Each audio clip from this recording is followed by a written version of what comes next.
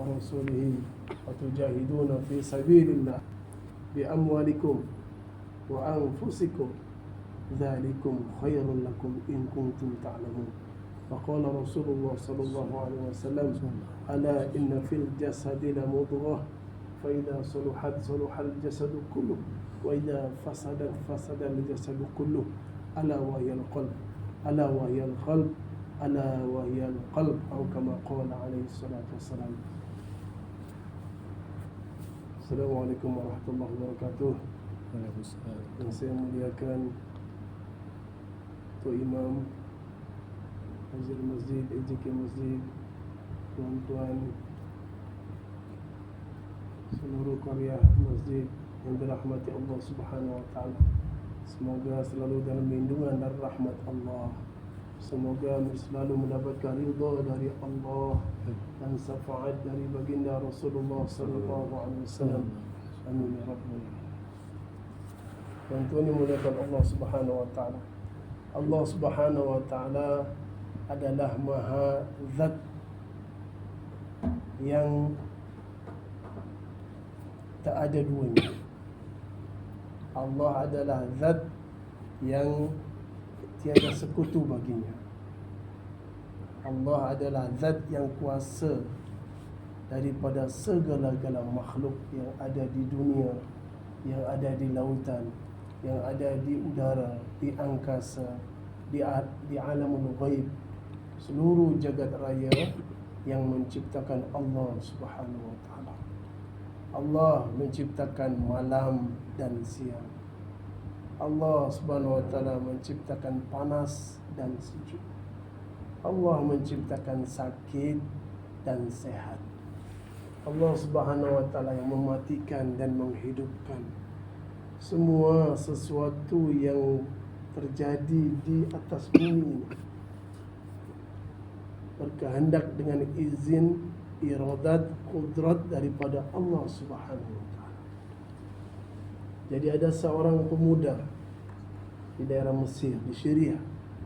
Seorang pemuda, ibu dia kata, waktu pemuda ini keluar dari rumah, ibu dia kata, fi amanillah, semoga Allah menjaga kamu dalam perjalanan nanti. Anak ini berkata, siapa Tuhan?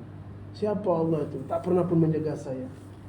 Saya yang menjaga saya sendiri, bukan Allah, dia kata. Waktu dia bersafar, dalam persafaran dia ada sebuah peluru yang menuju kepada diri dia sendiri dan dia meninggal di tempat itu juga. Maksudnya hakikatnya Allah tunjukkan yang menjaga kamu sebenarnya adalah Allah Subhanahu wa taala. Waktu itu juga, tempat itu juga dia meninggal. Dan ada juga seorang pemuda, dia mengatakan dia nak pergi kerja. Dia kata dengan ibu-ibu, saya nak pergi kerja. Ibu dia kata, semoga Allah menjaga kamu. Siapa Allah? Tak pernah menjaga saya. Menjaga saya, diri saya sendiri. Jadi waktu naik motor, dalam perjalanan dia accident. Waktu juga dia meninggal. Jadi tuan-tuan dimuliakan Allah Subhanahu wa taala, sebenarnya Allah nak bagi pelajaran kepada kita. Sesuatu yang berkehendak di dunia ini dengan izin daripada Allah Subhanahu wa taala. Seseorang yang mengatakan sayalah yang boleh buat sesuatu, maka hakikatnya kita telah syirik daripada Allah. Kita telah menduakan Allah Subhanahu wa taala. Kita mengatakan bahwasanya saya adalah yang paling kuat. Maka sifat ini, perkataan ini hanya patut dimiliki oleh Allah Subhanahu wa taala. Sebagai seorang hamba, kita la haula wala quwata illa billah. Tiada daya dan upaya melainkan Allah Subhanahu wa taala. Jadi semua sesuatu yang ada di dunia ini izin daripada Allah Subhanahu wa taala. Saya bercakap dengan izin daripada Allah Subhanahu wa taala. Tuan-tuan semua duduk dalam majlis ini pun dengan izin daripada Allah Subhanahu wa taala. Jadi tuan-tuan dimuliakan Allah Subhanahu wa taala, kita duduk dalam majlis ini, maka Allah Subhanahu wa taala akan menyebut nama kita di jemaat di majlis para malaikat. Dan Allah Subhanahu wa taala akan ampunkan orang-orang yang duduk dalam majlis ilmu. Dan Allah Subhanahu wa taala akan menyuruh seluruh makhluk yang ada di langit, yang ada di lautan, yang ada di hutan memohon maghfirah, memohon ampunan kepada orang-orang yang duduk dalam majlis yang menyebut nama Allah Subhanahu wa taala dan menyebut nama Rasulullah sallallahu alaihi wasallam. Jadi dalam satu majlis, apabila majlis itu tak menyebut nama Nabi sallallahu alaihi wasallam, tak berselawat ke atas Nabi Muhammad sallallahu alaihi wasallam, maka majlis itu seperti majlis bangkai, majlis yang tak ada nilai di sisi Allah Subhanahu wa taala. Jadi kita jangan lupa untuk berselawat kepada Allah Subhanahu wa taala. Allahumma salli ala sayyidina Muhammad wa ala ali sayyidina Muhammad wa barik wa sallim. Orang yang berselawat ke atas Nabi, maka Allah Subhanahu wa taala akan memberikan 10 pahala. 10 darjat Allah akan naikkan, dan 10 dosa Allah Subhanahu wa taala akan ampunkan. Dan Allah Subhanahu wa taala pasti akan berikan syafaat Rasulullah kepada orang tersebut. Jadi jangan bosan-bosan kita berselawat ke atas Rasulullah sallallahu alaihi wasallam. Sallu ala nabi sallallahu alaihi wasallam. Allahumma salli wa sallim ala sayyidi wa habibi wa tabibi qalbi wa jasadi wa ruhi Sayyidi Rasulillah Muhammad ibni Abdillah As-Sadiqul Amin wa ala alihi wa sahbihi ajma'in. Masya Allah. Orang yang cinta kepada Nabi, cinta dia pasti Allah Subhanahu wa taala akan zahirkan di akhirat. Ya Allah. Seseorang yang cinta kepada Nabi, walaupun dia tak ada amal, walaupun amalannya lemah, amalan sedikit. Seorang sahabat, wahai Rasulullah, seorang sahabat bertanya kepada Nabi, wahai Rasulullah, apa tanda-tanda hari kiamat? Nabi SAW berkata, apakah kamu sudah siap untuk datangnya hari kiamat? Dia kata, tidak, saya belum siap. Terus apa yang kamu siapkan? Dia kata, amalan saya lemah, solat saya lemah, zikir saya lemah, ibadah saya lemah. Tapi saya cinta kepada engkau ya Rasulullah melebihi daripada nyawa saya sendiri. Kata Nabi SAW, yakinlah bahwasanya kecintaan kamu ini Allah Subhanahu wa taala akan bangkitkan bersama orang yang kamu cintai. Jadi kita cinta kepada Rasulullah, mahabbah kepada Rasulullah dengan memperbanyak selawat ke atas Nabi, maka Allah Subhanahu wa taala akan bangkitkan kita bersama Rasulullah sallallahu alaihi wasallam. Kata ulama, merugilah orang yang sudah 40 tahun belum lagi jumpa mimpi berjumpa dengan Rasulullah sallallahu alaihi wasallam. Jadi kita kena berusaha, kena berjuang. Ihya'us sunnah. Apa itu ihya'us sunnah? Hidupkan sunnah dalam kehidupan kita sehari-hari. Mau tidur, nak tidur, hidupkan sunnah. Nak makan, hidupkan sunnah. Nak berjalan, hidupkan sunnah. Memakai libas baju, hidupkan sunnah Nabi SAW. Yakinlah dalam sunnah ada kejayaan dunia akhirat. Selain daripada kehidupan Nabi SAW akan mendapatkan kegagalan. Dan kehidupan Nabi SAW akan mendapatkan kejayaan dunia dan akhirat. Kata kita cinta kepada Nabi, tapi kita tak meniru kehidupan Nabi, cinta kita adalah dusta. Jadi kita belajar untuk cinta kepada Nabi, karena hanya beliaulah syafaat yang akan kita dapatkan di akhirat kelak. Di akhirat nanti semua para Nabi Allah akan bangkitkan. Para Rasul alaihissalam Allah akan bangkitkan di padang mahsyar. Para Nabi alaihissalam Allah bangkitkan padang mahsyar. para salihin, tabi'in, Allah bangkitkan semua daripada mahsyar. Para ulama-ulama, Allah Subhanahu wa taala akan bangkitkan semua daripada mahsyar. Orang tua kita, ibu bapa kita, saudara mara kita, seluruh umat Nabi Muhammad SAW dari Nabi Adam sampai Nabi Muhammad SAW akan dibangkitkan di padang mahsyar nanti. Dan seluruh Nabi dari Nabi Adam, umat akan datang kepada Nabi Adam. Wahai Nabi Adam, mohon, kami pohon kepada engkau, minta ampun kepada Allah supaya mengampuni, memberi syafaat kepada kami di padang mahsyar yang penuh dengan azab ini. Maka Nabi Adam mengatakan, nafsi, nafsi. Nabi Adam katanya, saya tak boleh, sendiri-sendiri saya tak boleh. Kamu datanglah kepada Nabi Nuh, dan seluruh umat akan datang kepada Nabi Nuh. Wahai Nabi Nuh, berilah syafaat kepada kami, wahai Nabi Nuh. Di panas yang terik, di azab yang sangat begitu sesangat. Maka Nabi Nuh kata, nafsi, nafsi. Dan seluruh umat datang kepada Nabi Musa. Nabi Musa pun kata, nafsi, nafsi. Nabi Isa pun kata, nafsi, nafsi. Nabi Lut kata pun, nafsi, nafsi. Nabi Saleh datang, seluruh umat. Nabi Saleh pun kata, nafsi, nafsi. Dan ketika itu datanglah kepada Nabi Sulaiman. Maka Nabi Sulaiman kata, datanglah engkau kepada Nabi Muhammad SAW. Maka seluruh umat datang kepada Nabi Muhammad SAW. Dan Nabi Muhammad SAW mengangkat tangan beliau dengan mengatakan, wahai Allah, ummati, ummati. Nabi SAW mendoakan kita, wahai Allah, umatku, umatku. Janganlah sampai satu orang dari umatku masuk ke dalam neraka Jahannam. Betapa cintanya Rasulullah, betapa sayangnya Rasulullah, betapa mahabbah Rasulullah kepada kita semua. Dan kita telah menzalimi diri kita sendiri.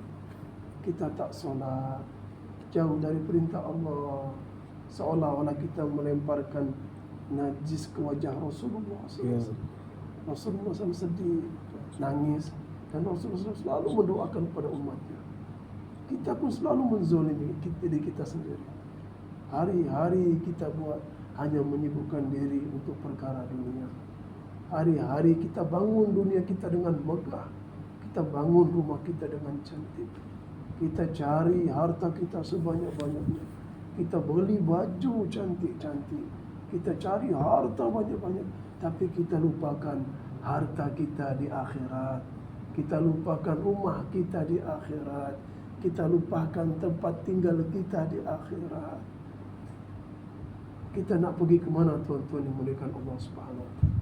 Selepas mati ini ada dua tempat saja. Ada dua tempat saja yang kita akan menuju ke sana.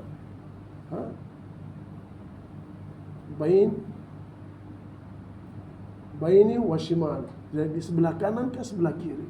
Sebelah kanan adalah Jannatul Firdaus, surga-surganya Allah Subhanahu wa taala, dan sebelah kiri adalah jurang-jurangnya api neraka Allah Subhanahu wa taala. Dua tempat ini Allah Subhanahu wa taala hanya memberikan syarat dua juga. Yang pertama, itaat, ati'u Allah wa ati'u Rasul wa ulul amri minkum. Kalau taat pada Allah, taat kepada Rasul, taat kepada pemimpin kamu, insya-Allah jaminan surga bagi. Dan apabila kita ingkar pada Allah, bermaksiat kepada Allah, ingkari Nabi SAW, ingkari kepada apa yang diberikan, disampaikan, amanahkan kepada Rasulullah SAW, kepada kita semua, kita mengingkari semua ini, maka kita akan mendapatkan kerugian yang selama-lamanya, akan mendapatkan kesengsaraan yang selama-lamanya. Contohnya dimuliakan Allah Subhanahu wa taala, pasti mati itu pasti. Semua pasti akan mati. Walaupun umur kita 100 tahun pasti akan mati. 200 tahun pasti akan mati. 1000 tahun pun pasti akan mati. Dan kita mati nanti ada tiga perkara yang akan ikut dengan kita. Yang pertama, keluarga kita akan bersama kita nanti sampai ke kubur. Yang kedua, harta kita. Yang ketiga, amal soleh kita. bila Israel datang memanggil, seluruh badan akan menggigil, seluruh tubuh akan menggigil, terasa kedinginan. Waktu itu akan dicabutlah ruh kita. Kita pun akan Allah nampakkan di kamera kita, pikiran kita, kamera ini akan Allah nampakkan, video kita Allah akan nampakkan bagi diri kita. Apa aja dari dulu, dari awal kita balik sampai kita tua, Allah Subhanahu wa taala akan nampakkan video diri kita sebenarnya waktu ruh dicabut nanti. Kalau kita soleh, bertakwa pada Allah, maka Allah akan suruh para malaikat, wahai malaikatku, dia adalah kekasihku, cabutlah dengan perlahan-lahan, cabutlah dengan kasih sayang, cabutlah seperti rambut dicabut dari dalam gandum tepung. Maka mereka akan cabut dengan perlahan-lahan, dengan kenikmatan. Allah akan nampakkan video dalam surga, kenikmatan dalam surga, sehingga kesakitan terasa tak ada kesakitan sedikit pun waktu dicabutnya ruh kita oleh Israel alaihissalam. Tapi apabila kita bermaksiat pada Allah Subhanahu wa taala, ingkar pada Allah, maka Allah akan cabut seperti kambing yang dilepah. Akan dilepah dengan Allah dengan duri-duri macam mana, seperti sakitnya seperti duri-duri.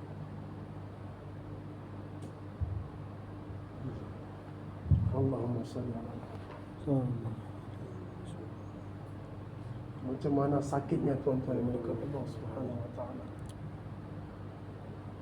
Dan apabila kita beramal soleh, maka Allah Subhanahu wa taala akan tempatkan kita di tempat di dalam kubur yang mata seluas memandang. Mata kita seluas memandang. Jangan. Di sebelah-sebelah kita adalah taman-taman surga. Dan Allah akan luaskan kubur kita. Dan Allah bukakan pintu surga.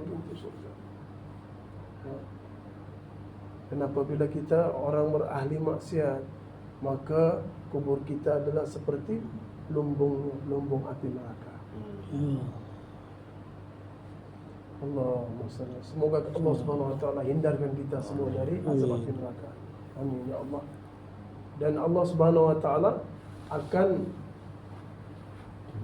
mengiringi jenazah ini dengan 3 perkara. Yang pertama tadi adalah harta dia, keluarga dia, dan yang ketiga adalah amal soleh dia. Maka jenazah ini akan dikuburkan. Itu dikuburkan, maka ruh ini akan memanggil, wahai saudara-saudaraku, wahai saudara-saudaraku, wahai istriku, wahai anakku, sini, datanglah kepadaku, duduk bersamaku. Wahai istriku, engkau kata dengan abang sehidup semati, mana bukti? Semua hanya dusta, tuan-tuan. Kalau kita meninggal, maka istri kita akan berpisah dengan kita. Macam itu juga kalau istri meninggal, maka kita akan mencari istri baru. Itulah kehidupan dunia ini. Kehidupan yang sebenarnya adalah kehidupan akhirat. Di dalam syurga, kenikmatan yang selama-lamanya. Kenikmatan yang tiada batasnya. Begitu juga harta. Apabila kita dimasukkan ke dalam liang lahat, maka kita akan memanggil, ruh ini akan memanggil, hartaku mana? Sini kereta, harta intan, berlian, emas semua mana? Sini harta. Tapi harta pun mengatakan, dia pun akan mengatakan, nafsi. Sendiri. Dalam kubur bukan masanya, bukan lagi kita mengumpulkan harta, mendapatkan harta, bukan. Dan yang bermanfaat adalah yang ketiga, amal soleh kita. Maka amal soleh ini akan bersama kita nanti di dalam kubur. Itulah yang akan menjaga kita. Kalau amal soleh kita baik, maka kita akan mendapatkan kebaikan dari dalam kubur. Allah akan jauhkan dari siksa azab kubur. Tetapi apabila amal kita tidak baik, maka kita akan mendapatkan azab dari Allah Subhanahu wa taala. Kita akan mendapatkan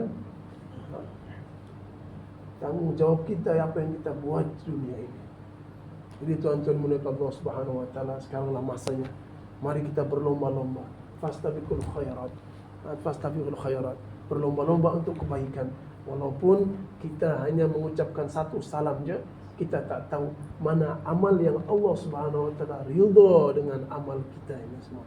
Jadi jangan memandang remeh, memandang rendah kepada amal-amal yang kita buat ini.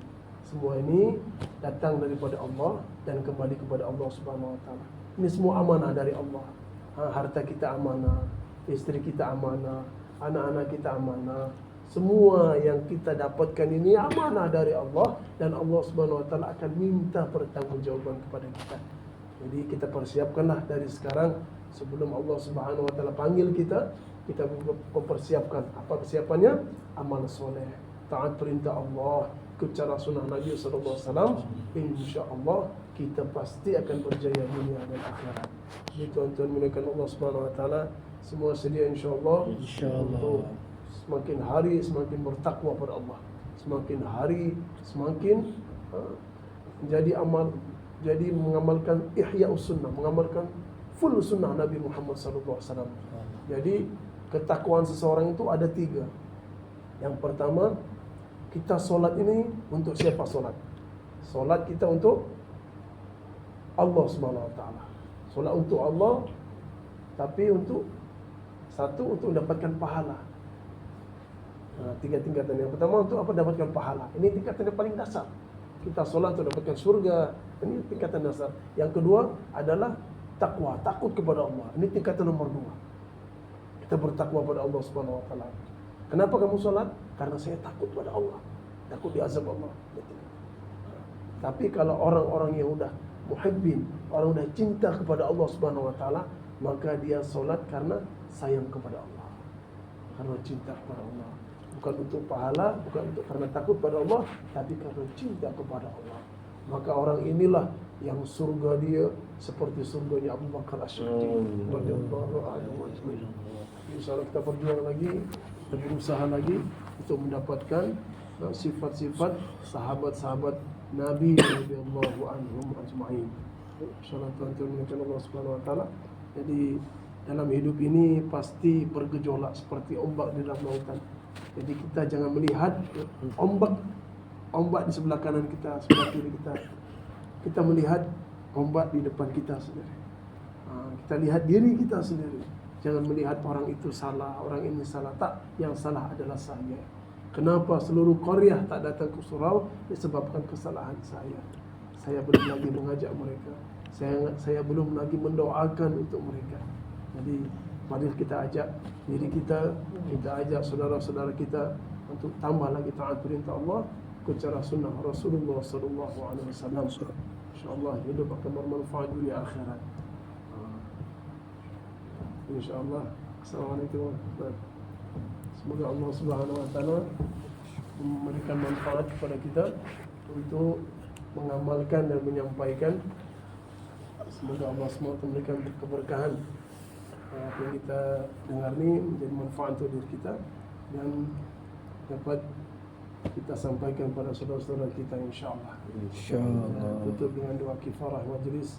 Subhanallah wa bihamdihi, subhanakallahumma wa bihamdika, asyhadu an la ilaha illa anta, astaghfiruka wa atubu ilaik. Assalamualaikum warahmatullahi wabarakatuh.